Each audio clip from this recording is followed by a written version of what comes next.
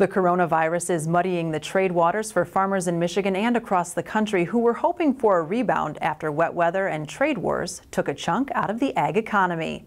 Veronica Nigh, an ag economist with the American Farm Bureau Federation, says even without factoring in a global health pandemic, farmers may not see the fruits of the trade wars labor until late in 2020.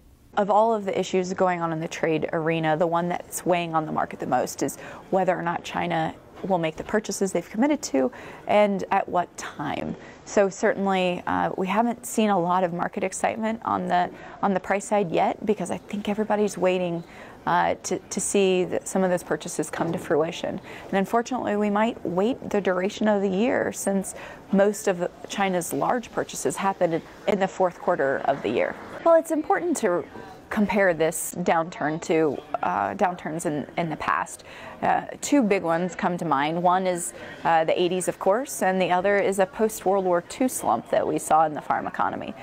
When you compare this current downturn to previous, it's not as bad as where we were in the farm crisis of the 80s. Farm income has fallen about 30% compared to over the same 8-year time period in the 80s, it declined by 45%. So we're not as far down as we were compared to that crisis, but it's much more similar at this particular juncture to where we were in the post-World War II slump, where it was also down about 29–30%. So certainly from a value basis, we're not where we were quite yet in the 80s. My crystal ball is a little foggy as to whether or not this is the bottom and we're going to start rebounding.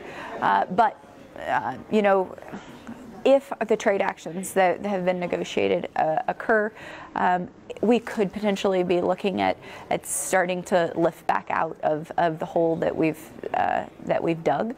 Maybe not in 2020. 2020, a lot still has to happen. We still have some fairly high inventory levels from 2018 and 2019 that we need to sort of sell our way out of.